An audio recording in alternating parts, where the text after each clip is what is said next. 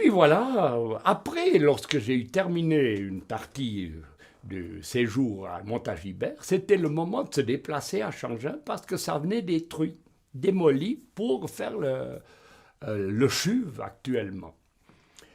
On était heureux de partir à Changin parce que on était à l'étroit. Puis à Changin, on est arrivé dans des laboratoires ultra modernes. Ah, là, là, là, là, ouais. Où on avait des appareils sophistiqués qu'il a fallu bien sûr apprendre. Donc là, c'était révolutionnaire. Puis alors, des laboratoires tout blancs, de la place, et c'était un plaisir. Et ensuite, lorsque j'ai fini mon stage en chimie, je suis parti en zoologie agricole. Et alors, à ce moment-là, la zoologie agricole, euh, ça comportait aussi bien les petits mammifères, donc les rongeurs, ça comportait la nématologie, l'étude des nématodes, ces vers microscopiques qui vivent dans le sol et qui détruisent les racines des tomates en serre, enfin, entre parenthèses, aussi pour la pomme de terre, c'est un ravageur très très grave de la pomme de terre, le nématode doré pour dire. Ensuite, il y avait la mycologie, c'est l'étude des champignons, mais pas des champignons que l'on mange, des champignons microscopiques. Il y avait l'entomologie, l'étude des insectes. Et puis, il y avait encore la virologie qui est venue plus tard. La virologie, je n'ai pas étudié, parce que tout d'abord, la virologie, c'est quelque chose d'absolument abstrait, puisqu'il fallait un microscope électronique pour connaître, pour étudier, puis on ne l'avait pas. Et après quelques années, ils ont investi quelques millions pour ce microscope électronique qui demande donc déjà une personne qualifiée, instruite exprès, qui ne fait que ça. Tellement c'est petit, donc vous savez que les virus sont responsables de diverses maladies chez nous et aussi dans les plantes. Dans la virologie, j'avais aucun attrait. Donc en mycologie, on apprenait aussi un peu les bactéries, mais très peu. Les bactéries étaient peu connues comme parasites des arbres fruitiers ou bien des légumes. C'est seulement 20 ans plus tard que vous avez entendu maintenant la fameuse bactérie du feu bactérien qui est en train de détruire des centaines d'hectares en Allemagne, en France, et qui nous vient des États-Unis. Et ils sont même en train d'autoriser un antibiotique contre cette bactérie qui est une aberration.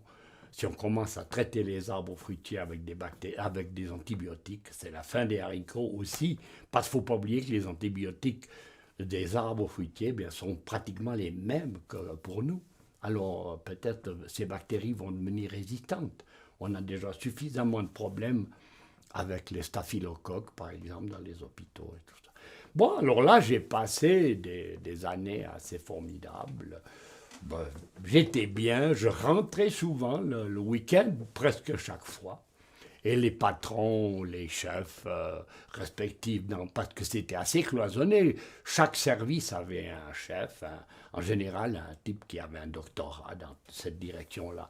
Ils étaient formidables avec moi parce que j'étais un bosseur. On n'avait pas besoin de timbrer, mais moi j'étais toujours là, le premier. Je me levais toute ma vie à 5h30, 6h, et j'habitais à Changin. J'habitais à Changin.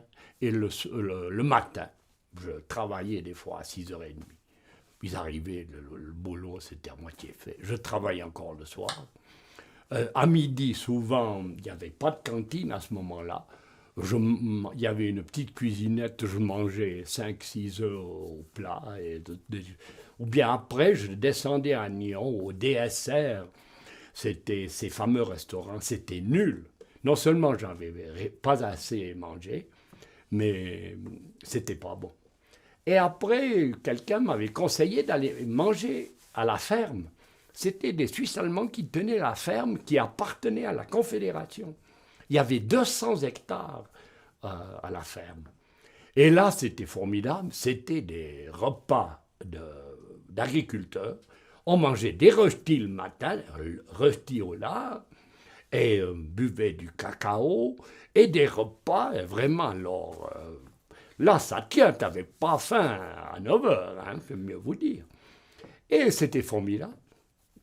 Et puis en plus, je commençais à regarder les filles, j'avais quand même 18 ans, 19 ans, je sais pas. Il y avait des jolies petites Suisses allemandes qui venaient comme stagiaires, tu vois, pour apprendre le français. Et puis, entre parenthèses, le patron, c'était aussi un espèce d'aristo. Il faisait des courses de chevaux, mais attelés, donc avec ses sulky. Et de temps en temps, il nous laissait essayer, c'était marrant. Non, j'ai passé des moments formidables avec le diplôme fédéral, c'était le début du CFC, de laborant en biologie, en chimie et biologie agricole. Tandis que maintenant, ça n'existe plus, cela. Donc, chaque secteur est divisé.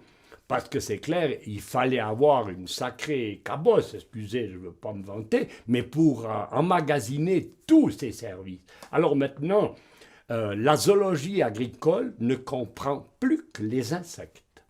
Et puis la mycologie est à part, la nématologie, les petits vertébrés, donc les petits rongeurs, ont disparu de Changin, ils les ont déplacés ailleurs, parce que c'était un luxe, ça coûtait très très cher pour l'élevage de ces bestioles et tout ça. La virologie est un petit peu au point mort, parce que vraiment c'est une branche très abstraite, il faut aimer ça, hein, parce qu'on travaille sur quelque chose qu'on ne voit pas. N'est-ce pas? Et il n'y a jamais quelqu'un qui s'est vraiment passionné.